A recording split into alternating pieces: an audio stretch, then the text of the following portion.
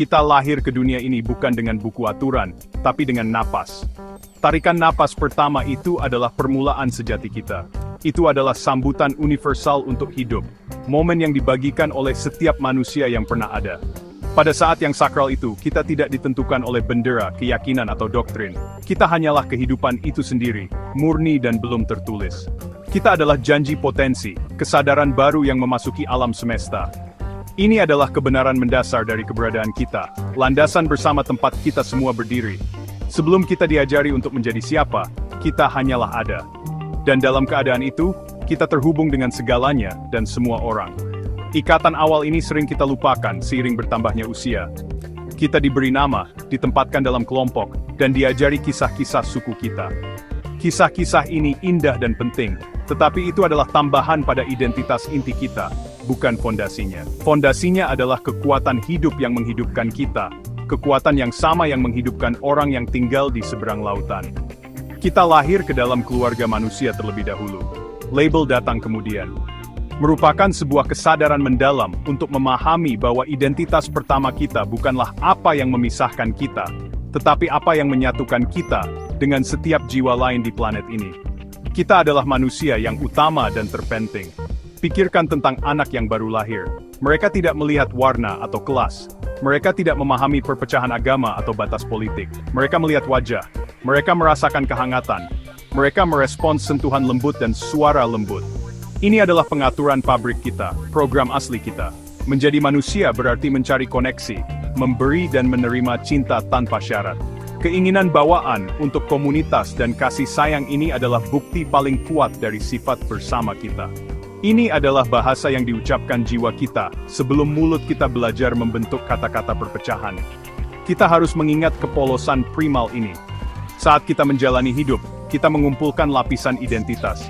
Kita menjadi warga negara, pengikut agama, anggota komunitas.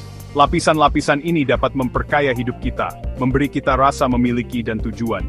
Tetapi kita harus berhati-hati agar tidak membiarkan lapisan-lapisan ini mengubur kebenaran esensial di bawahnya. Kita tidak boleh membiarkan identitas yang kita adopsi menjadi tembok yang memenjarakan kita, dan memisahkan kita dari saudara-saudari kita. Undangan hidup adalah untuk mengingat bahwa di balik semua kostum yang kita kenakan, kita semua hanyalah pelancong dalam perjalanan yang sama, berbagi anugerah ajaib yang sama dari satu napas yang berharga.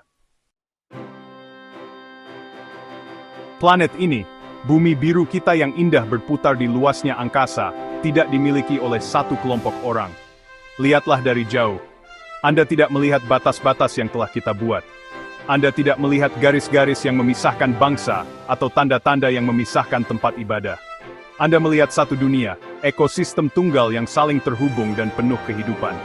Bumi bukanlah milik satu ideologi, satu Tuhan, atau satu doktrin. Ini adalah rumah bersama bagi semua makhluk hidup.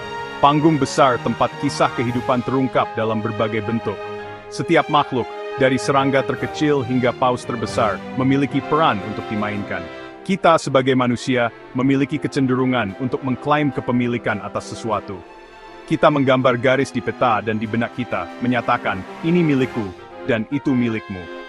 Kita telah menerapkan pemikiran ini pada yang ilahi, mencoba menempatkan Tuhan dalam batas-batas pemahaman kita sendiri dan kelompok kita sendiri. Kita berkata, Tuhan kita adalah satu-satunya Tuhan yang benar, atau jalan ini adalah satu-satunya jalan yang benar. Tetapi bagaimana kita, dengan persepsi kita yang terbatas, dapat mengklaim memiliki atau sepenuhnya memahami yang tak terbatas? Alam semesta terlalu agung, dan misteri penciptaan terlalu dalam, bagi satu perspektif manusia manapun untuk menampung semuanya. Kenyataannya, cinta dan kebaikan sering hilang ketika kita membangun tembok-tembok ini. Kita menciptakan syarat untuk belas kasih kita. Kita memutuskan siapa yang layak menerima bantuan kita dan siapa yang tidak, berdasarkan label yang mereka kenakan. Kita diajari untuk mencintai sesama, tetapi kemudian kita diberi definisi yang sangat sempit tentang siapa sesama kita. Cinta sejati tidak memeriksa kartu keanggotaan sebelum mengulurkan tangan. Kebaikan sejati tidak meminta pernyataan iman sebelum menawarkan makanan kepada yang lapar.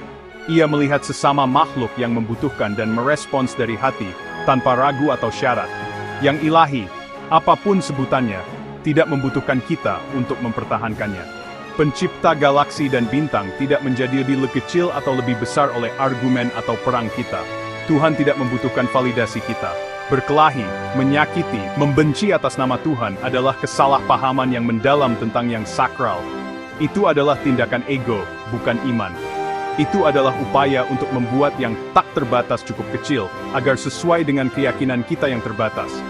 Tujuan kita bukanlah untuk membela Tuhan, tetapi untuk mewujudkan kualitas terbaik yang kita kaitkan dengan yang ilahi: cinta, kasih sayang, pengampunan, dan kebijaksanaan. Kebaikan sejati bukanlah transaksi. Ini bukan sesuatu yang kita lakukan untuk mendapatkan poin atau mengamankan tempat di akhirat.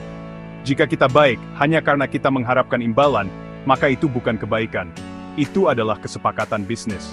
Kebajikan sejati, kasih sayang sejati, lahir dari hati tanpa harapan pembayaran apapun. Ini adalah luapan alami dari jiwa yang mengenali hubungannya dengan orang lain. Ketika kita membantu seseorang, kita tidak hanya membantu mereka. Kita menegaskan kemanusiaan kita bersama.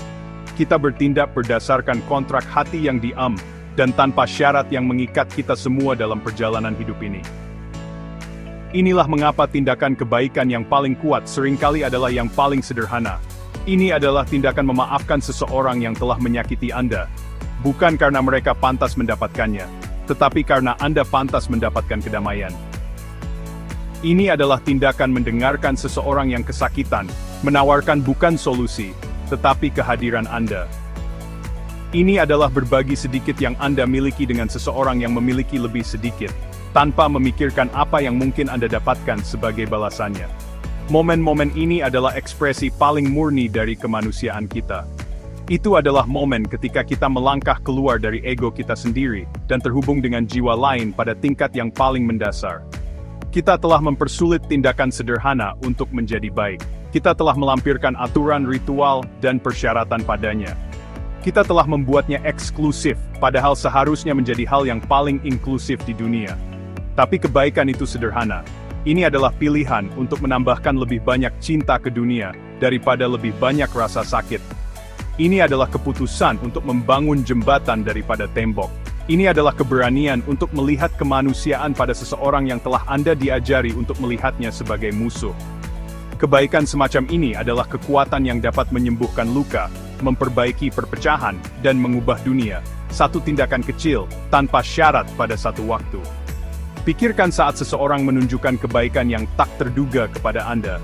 Mungkin orang asing membantu Anda ketika mobil Anda mogok, atau seorang teman duduk bersama Anda dalam diam setelah Anda menerima kabar buruk. Pada saat itu, Anda tidak peduli dengan keyakinan atau latar belakang mereka. Anda hanya merasakan kehangatan kasih sayang mereka.